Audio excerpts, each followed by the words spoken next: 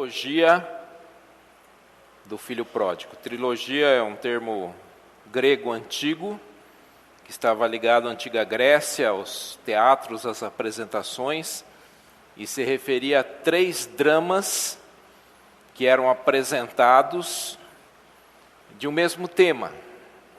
Por isso, então, nós estaremos chamando de trilogia, porque nós estaremos enfocando em 3 domingos. O primeiro domingo sobre o filho mais novo, o filho pródigo. No segundo domingo sobre o pai amoroso. E no terceiro domingo sobre o filho mais velho. Hoje, então, nós estaremos iniciando, e esses estudos serão também aprofundados nos pequenos grupos, porque hoje estamos dando início à temporada 2020 dos nossos pequenos grupos. Então, o seu líder de pequeno grupo estará passando dia, hora e local da primeira reunião. Tá, o estudo já está nas redes, e nós estaremos durante a semana, então, dando continuidade, ou seja, aprofundando em alguns pontos desse estudo, dessa meditação, dessa mensagem de hoje. A maioria das versões bíblicas atuais, NVI, Nova Versão Transformadora, Nova Versão da Linguagem de Hoje, a que nós usamos, Nova Almeida Atualizada, Bíblia Vida, elas falam do filho perdido. O termo filho pródigo é um termo mais antigo, usado pelas traduções mais antigas. Filho perdido está de acordo com as 3 parábolas que Jesus trata: ovelha perdida, dracma perdida ou moeda perdida, e o filho perdido. Fala daquilo que se perdeu e foi encontrado, do amor de Deus de encontrar o perdido, da busca de Deus daquele que está perdido. O enfoque das parábolas, então, não é tanto aquele que foi perdido, mas é o pai amoroso, que foi em busca, que encontrou, que recebeu e que aceitou.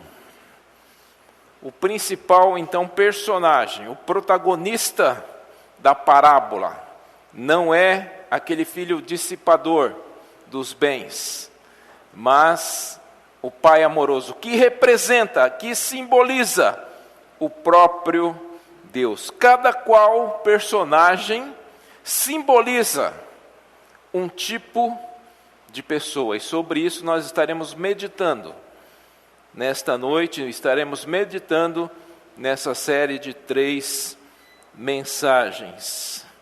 O drama do filho pródigo, aquele que recebeu os bens e dilapidou, esbanjou, gastou os bens. Inclusive a legislação brasileira e de outros países, ela prevê medidas contra a prodigalidade. Ela prevê medidas contra filhos que esbanjam. E esses filhos podem ser até interditados, ou seja, impedidos de fazer negócio, devido a essa atitude de dissipar os bens da família. Mas eu quero que você abra a sua Bíblia, lá no livro de Lucas, capítulo 15. Estaremos lendo do versículo 11 ao versículo 31.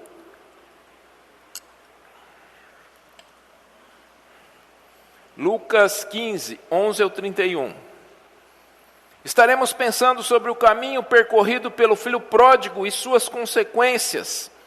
Estaremos dividindo em 3 partes: o pedido inaceitável do pai, uma jornada vergonhosa do filho, a crise e o arrependimento. Lucas, então, capítulo 15, a partir do versículo 11, diz assim: Jesus continuou: certo homem tinha 2 filhos. O mais moço deles disse ao pai: Pai, quero que o Senhor me dê a parte dos bens que me cabe. E o pai repartiu os bens entre eles. Passados não muitos dias, o filho mais novo, ajuntando tudo o que era seu, partiu para uma terra distante e lá desperdiçou todos os seus bens, vivendo de forma desenfreada. Depois de ter consumido tudo, sobreveio àquele país uma grande fome, e ele começou a passar necessidade. Então foi pedir trabalho a um dos cidadãos daquela terra, e este o mandou para os seus campos a fim de cuidar de porcos. Ali ele desejava alimentar-se das alfarrobas que os porcos comiam, mas ninguém lhe dava nada. Então, caindo em si, disse: quantos trabalhadores de meu pai têm pão com fartura, e eu aqui estou morrendo de fome. Vou me arrumar, voltar para o meu pai e lhe dizer: Pai, pequei contra Deus e diante do Senhor. Já não sou digno de ser chamado seu filho. Trata-me como um dos seus trabalhadores. E arrumando-se, foi para o seu pai. Vinha ele ainda longe, quando seu pai o avistou e, compadecido dele, correndo, o abraçou e beijou. E o filho lhe disse: Pai, pequei contra Deus e diante do Senhor. Já não sou digno de ser chamado de seu filho. O pai, porém, disse aos servos: tragam depressa a melhor roupa e vistam nele, ponham um anel no dedo dele e sandália nos pés. Tragam e matem o bezerro gordo. Vamos comer e festejar, porque este meu filho estava morto, reviveu, estava perdido e foi achado. E começaram a festejar.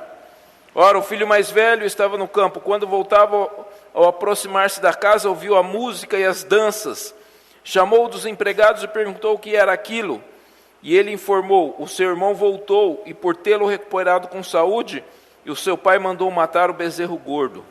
O filho mais velho se indignou, e não queria entrar. Saindo, porém, o pai procurava convencê-lo a entrar. Mas ele respondeu ao seu pai: faz tantos anos que sirvo o Senhor, e nunca transgredi um mandamento seu. Mas o Senhor nunca me deu um cabrito sequer para fazer uma festa com os meus amigos. Mas quando veio esse seu filho, que sumiu com os bens do Senhor, gastando tudo com prostitutas, o Senhor mandou matar o bezerro gordo para ele. Então o pai respondeu: meu filho, você está sempre comigo, tudo o que eu tenho é seu. Mas era preciso festejar e alegrar-se, porque este seu irmão estava morto e reviveu, estava perdido e foi achado. Oremos assim como estamos. Rogamos, Pai, a presença do Teu Santo Espírito, a iluminação do Teu Santo Espírito. Precisamos, Pai, entender a Tua palavra. Precisamos de ajuda para praticar a Tua palavra. Pedimos que toda a mente e coração se volte a Ti. Rogamos que todos aqui estejam debaixo da Tua proteção, sobre os Teus cuidados, Pai. Pedimos isso em nome de Cristo Jesus. Amém, Senhor. Amém.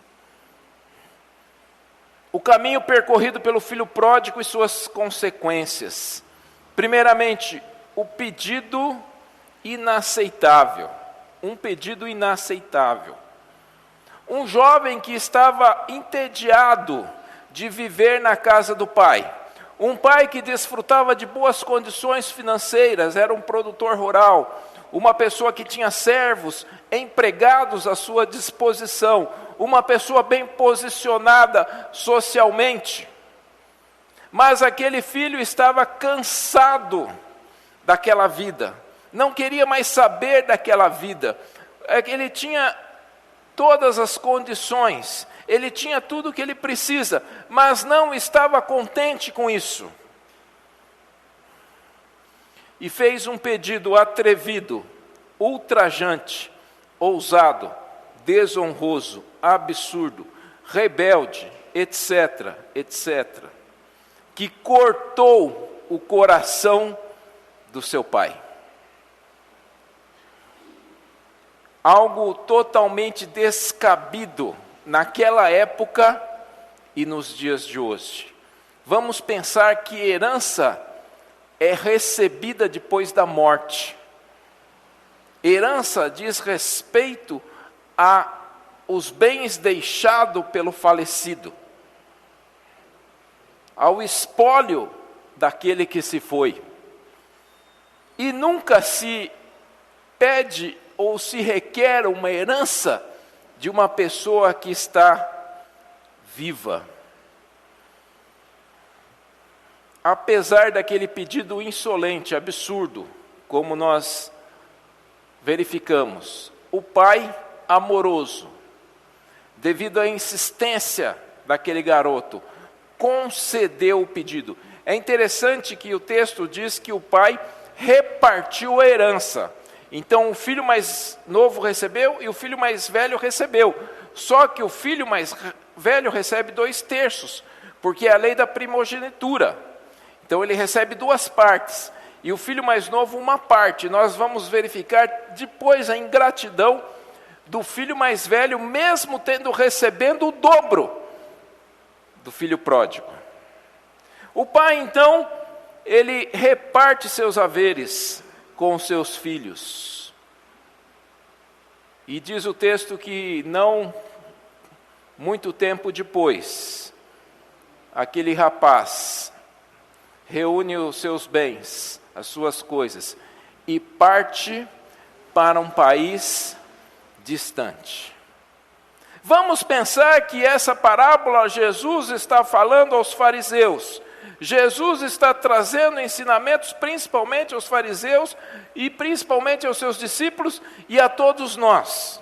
E essa parábola fala de coisas importantes a respeito das relações de Deus com o homem. Nós sabemos que o pai é uma figura do próprio Deus. E muitas vezes nós nos identificamos com o filho pródigo e muitos se identificam com o filho mais velho. Está presente entre nós pessoas que se comportam de forma parecida com o filho pródigo e pessoas que se comportam de forma semelhante ao filho mais velho. E alguns insistem diante de Deus, que é o Pai, que querem receber a sua herança. Então, há teologias que enfatizam isso, há doutrinas que enfatizam isso, há frases que as pessoas até colam nos carros, no para-choque de caminhão, dando essa ideia: eu sou filho do rei, eu sou filho daquele que é dono do universo, então eu tenho direito, eu quero receber os meus direitos. Uma atitude semelhante do filho pródigo, que insistiu em receber os seus direitos fora de tempo. Nós precisamos nos lembrar, essas pessoas precisam se lembrar que a nossa herança, sim, está reservada para nós. Deus nos concedeu essa herança, pela sua graça e pela sua misericórdia, mas há um tempo em que essa herança será recebida. O que diz 1 Pedro 1,4, que uma herança imperecível, pura e imaculada, que não muda nem se deteriora, guardada para vocês no céu. Então a herança diz respeito à morte. Depois que vencermos a morte, é que nós receberemos a herança. A herança, nos dias de hoje, socialmente, é recebida depois que os pais falecem. E a nossa herança também é recebida depois que a morte é vencida. Vamos nos lembrar também que esse comportamento tem muito a ver com o homem decaído, com a herança do pecado que reina no mundo, que reina em nós. O ser humano se rebelou contra Deus, saindo da presença de Deus e seguindo o seu próprio caminho. Assim como o pai da parábola aceitou a desonra, a vergonha dessa situação, isso não era algo aceitável socialmente, não se podia conceber que um filho pedisse a herança em vida, mas o pai aceitou essa desonra, essa crítica social que ele recebeu. E não somente isso, depois quando o filho voltou, ele não se importou, foi atrás do filho correndo, algo que não era aceitável para um homem da sua postura, para um homem da sua classe social, que ele saísse correndo na rua atrás do filho. Até hoje isso não é aceito, né? Pensa aí, você vai lá e de repente você, perto do fórum, vê o juiz correndo na rua com a toga, você vai achar um negócio esquisito, ou o prefeito sai correndo, vai atravessar a rua. Então, não é algo que é socialmente aceito, nem naquela época, nem nos dias de hoje. Mas o pai não se importou com isso, não se importou com a vergonha. Isso nos remete ao próprio Cristo Jesus. E diz o texto de Hebreus 12, 2 o seguinte: olhando firmemente para o autor e consumador da fé, Jesus, o qual em troca da alegria que lhe estava proposta, suportou a cruz, sem se importar com a vergonha, e agora está sentado à direita do trono de Deus.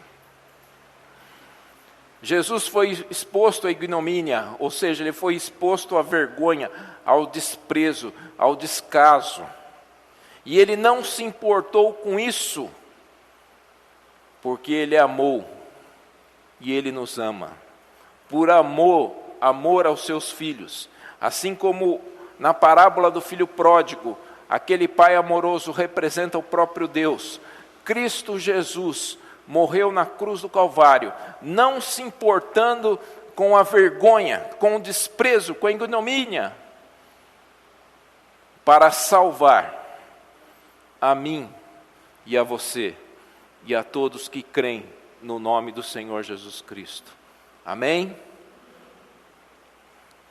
E aquele garoto, recebendo aqueles recursos, partiu para uma jornada vergonhosa. Uma jornada vergonhosa. Pegou todo o seu dinheiro e partiu para um país distante. Não diz qual país, mas partiu para longe. Atitude semelhante à de Jonas, que pegou o navio em Tarsis, pegou o navio em Jope e ia para Tarsis. Eu imagino que talvez esse país distante seja algo parecido, um lugar onde ninguém o conhecia, um lugar onde ele pudesse fazer tudo errado e ninguém o reprovaria, um lugar onde não tivesse nenhum judeu, nem ninguém da sua sociedade, da sua religião, vamos assim chamar. E ele partiu para esse país distante para que pudesse pecar livremente, à vontade, desprezando a sua herança cultural, porque ele só não tinha uma herança em dinheiro, ele tinha uma herança cultural, ele tinha amigos, havia uma sociedade, eles frequentavam uma sinagoga, eles realizavam festas, ele tinha um pai, ele tinha uma família, ele tinha irmãos, e ele desprezou tudo isso por ganância, cobiça, materialismo, luxúria. O dinheiro é uma maldição quando não sabemos usar. Vou repetir. O dinheiro é uma maldição quando não sabemos usar. E nós temos assistido dia após dia essa maldição do dinheiro em nosso país através da corrupção. Aquele personagem, aquele político, Gidel Vieira Lima, que foi ministro, que foram encontrados 51 milhões em seu apartamento, agora recentemente foi condenado a 14 anos, não sei quanto tempo, ele vai passar preso, os benefícios que ele tem, etc. No entanto, aquele dinheiro se tornou uma maldição, porque ele nem sabia o que fazer com aquele dinheiro e tinha que deixar no apartamento. Ele nem conseguia lavar aquele dinheiro de tanto corrupção, de tanto dinheiro. Então se tornou uma maldição, tanto é que ele está preso por causa disso. E tantos outros que pela ganância, pelo materialismo, pela cobiça, verificam e têm como consequência a maldição que o mau uso do dinheiro pode trazer. Aquele garoto, movido então por todos esses pecados, viveu de forma dissoluta, gastando o seu dinheiro, não sabemos nem como amigos, provavelmente muitas prostitutas, etc. Talvez muito vinho, muita bebida, muitas festas. Só que o sonho do rapaz ingênuo chegou ao fim. O sonho do garoto ingênuo chegou ao fim. E a consequência do pecado solicitou o seu preço. A triste realidade do pecado tem consequências inevitáveis. Você é livre para fazer o que você quiser. Todas as coisas são lícitas, mas você não é livre para escolher as consequências das suas atitudes. Nós somos livres para escolher fazer o que queremos, mas não há liberdade quanto à escolha de consequências, porque elas são inevitáveis e estão fora do nosso controle. E é o que aconteceu com aquele garoto. O sonho do rapaz ingênuo chegou ao fim. E diz o texto que, então, não tendo mais recurso nenhum, ele foi procurar um cidadão daquela localidade. Cidadão significa uma pessoa que tem direitos. Significa uma pessoa que é natural da localidade, do país. E foi procurar para que ele pudesse ter alguma atividade, pelo menos para que ele não morresse de fome. E ele foi parar no curral. Ele foi, ou pior, ele foi cuidar de porcos.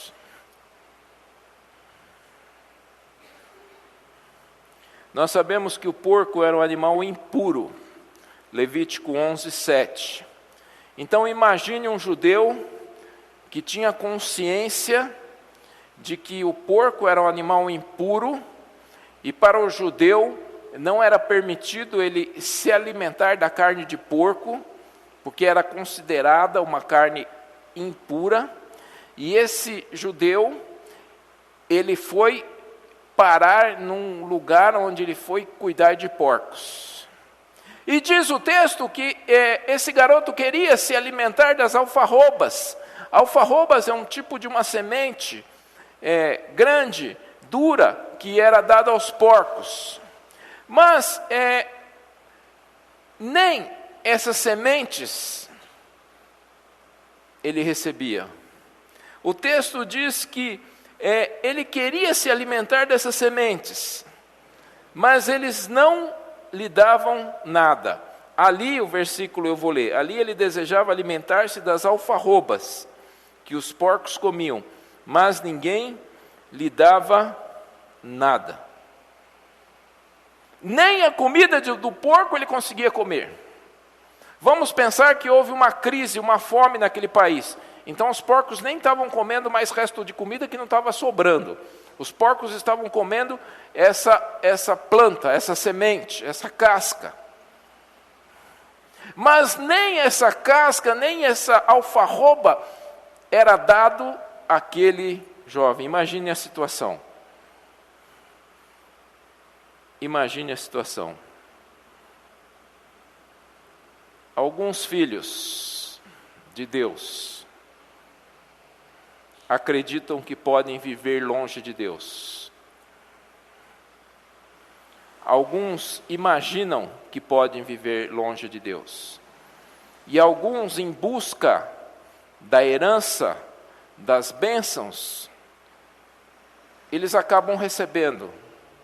Sim, porque por fim, pela insistência, Deus acaba dando.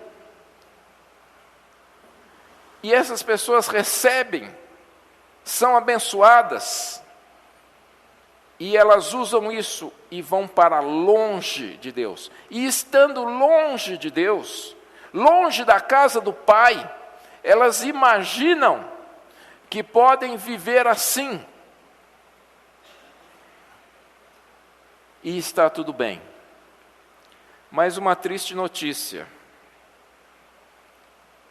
que essa parábola nos ensina: o destino daqueles que pensam que pode viver longe da casa do Pai é se lambuzar com os porcos. E se lambuzar com os porcos é uma figura da vida de pecado. É uma figura da queda do homem, da situação absurda que o homem chega. Porque alguns, nessa jornada, que é uma jornada vergonhosa, quando se está se distanciando de Deus, eles pensam que podem viver sem Deus. Nós estamos falando de filhos de Deus. Aqueles que não são, podem viver assim, e vão viver assim, e eles querem ficar longe de Deus, e eles vão morrer, vão continuar longe de Deus. Deus não vai incomodá-los, porque eles querem ficar longe de Deus. Deus vai conceder essa vontade. Muitas pessoas que nós vamos pregar, que nós vamos anunciar, elas dizem, ou se mostram, ou insinuam, tipo, me deixam sossegado, eu quero ficar longe disso. Pode ficar tranquilo que Deus vai deixar as pessoas sossegadas, e elas vão ficar eternamente longe de Deus, nessa vida e na vida futura. Mas aquele que é filho de Deus, aquele que já teve um contato, já recebeu o Senhor Jesus Cristo, de fato, ele vai de mal a pior, quando ele está longe de Deus. Mas, pela misericórdia, pela bondade de Deus, as coisas não pararam aí. Aquele garoto teve um momento de crise e arrependimento, e essa é a última parte. Aquele garoto teve um momento que eu chamo um momento de lucidez. Um momento de lucidez causada pelo Espírito Santo de Deus. E o Espírito Santo de Deus nos dá esses momentos de lucidez. Ele nos dá esse toque.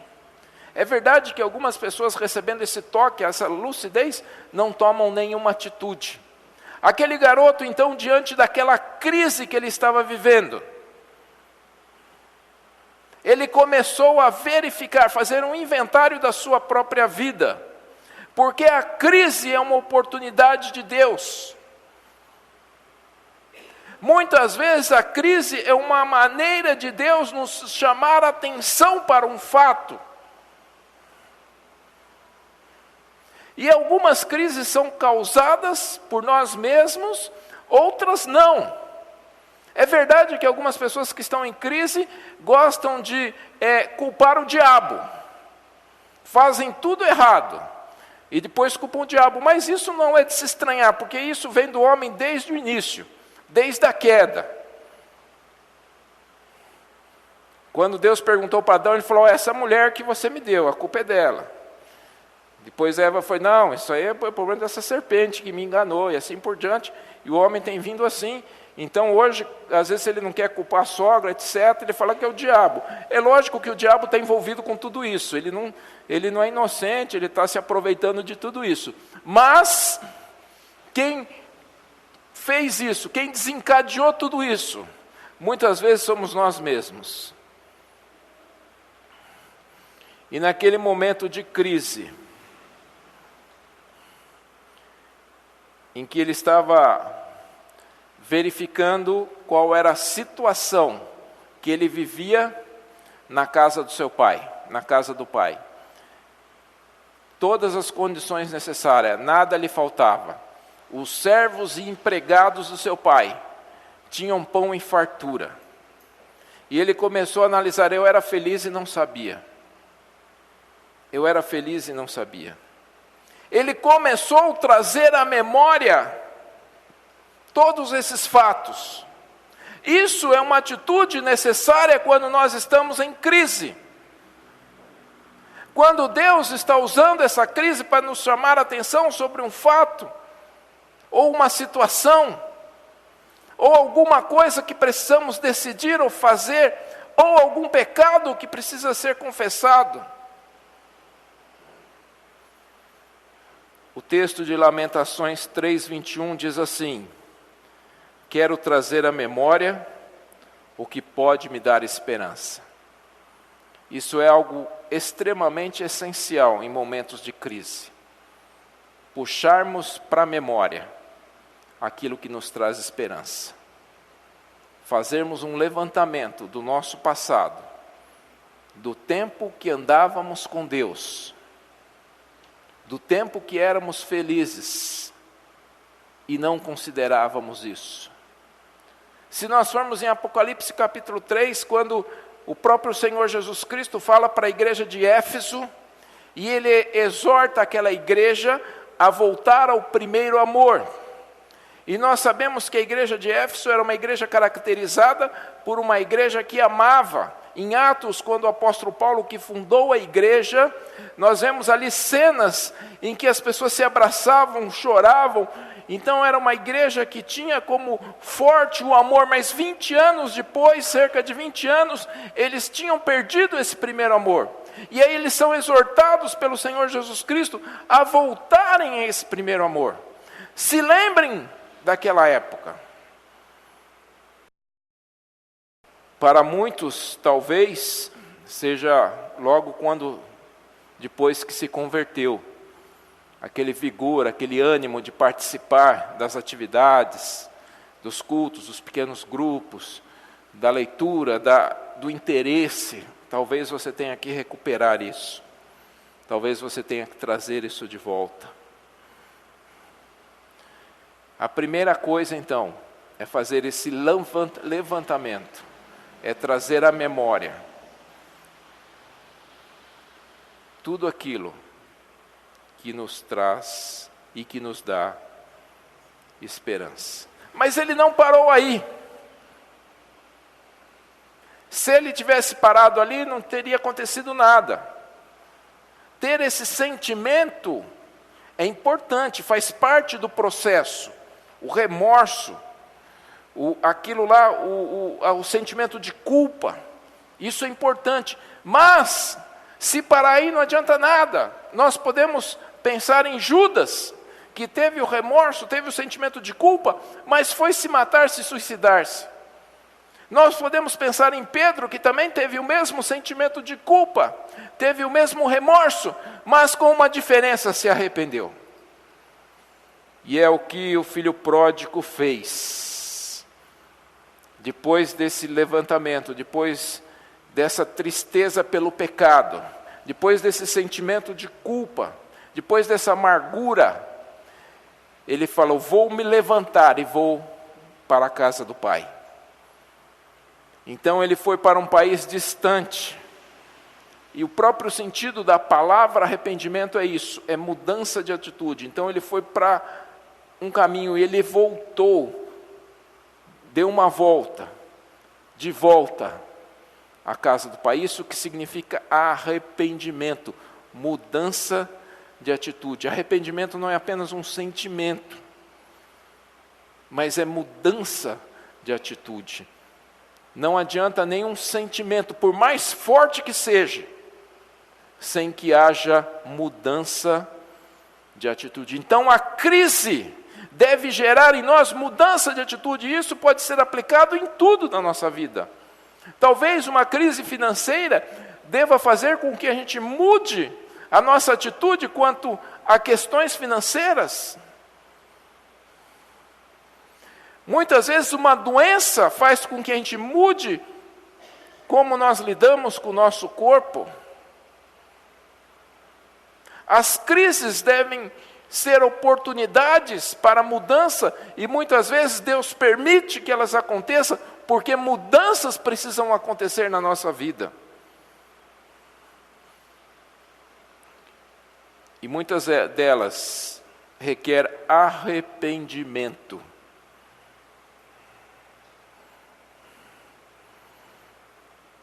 Ele disse: eu me levantarei e irei para o meu Pai. Não foi um simples sentimento de pensar pelo pecado, mas traduziu-se em atitudes. Ele reconheceu que o seu pecado, primeiramente, foi contra Deus. Como Davi no Salmo 51:4, que diz: pequei contra ti somente, e fiz o que é mal aos teus olhos. Todo pecado é um pecado contra Deus.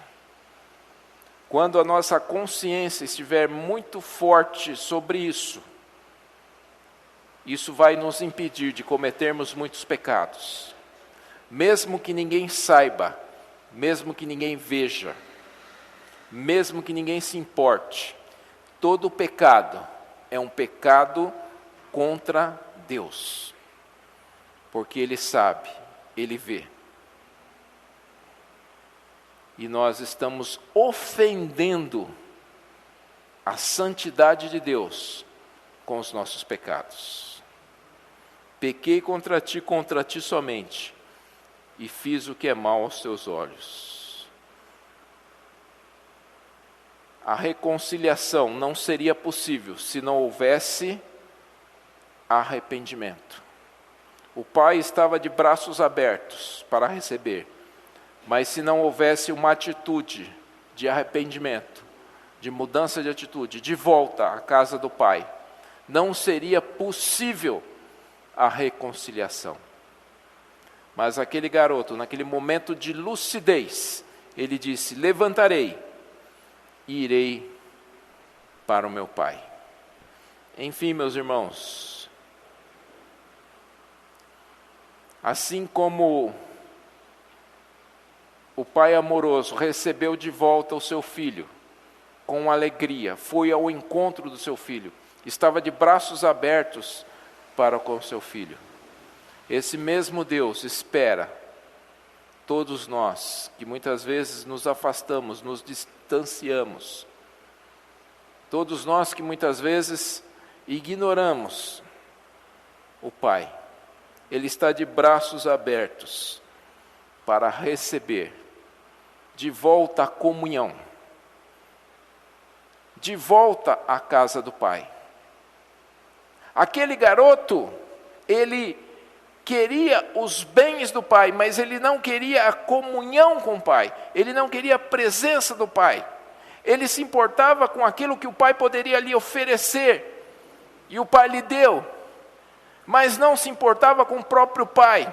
E nós vemos que há muitas pessoas que estão assim nos dias de hoje, estão preocupadas, buscando atrás daquilo que Deus pode oferecer, mas não querem estabelecer uma comunhão com Ele, não querem ficar na casa do Pai.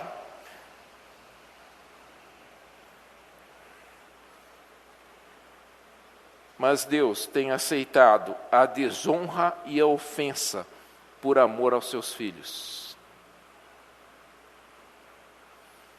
Cristo Jesus suportou a cruz, desprezou a vergonha por amor aos seus filhos, para se encontrar de novo, para ter comunhão com seus filhos. Saiba que o pecado é uma ilusão, e ele trará suas consequências. O pecado é uma ilusão e vai trazer as suas consequências. O pecado é bom, não estamos negando isso. Ele traz um prazer momentâneo, mas ele vai cobrar as suas consequências. E essas consequências não podemos escolher, não podemos evitar. Ninguém pode fugir disso. Ninguém pode fugir disso. Qual o caminho? Qual a solução? O arrependimento. É o caminho de volta para a casa do Pai. O arrependimento é um meio de voltarmos à comunhão com Deus. O arrependimento é o que Deus requer de mim e de você, sempre que estivermos distantes, indiferentes, ausentes de Deus e da casa do Pai. E a lição que nós aprendemos é que o Pai amoroso quer estar com seus filhos, em comunhão com eles. Quer estar com você a cada dia. Quer ter comunhão com você a cada dia. Quer ter um relacionamento com você a cada dia. E tem te convidado para isso. Mas você precisa tomar atitudes, como tomou o filho pródigo. Eu vou me levantar e vou voltar para a casa do Pai. Que seja assim a sua atitude. Que Deus os abençoe.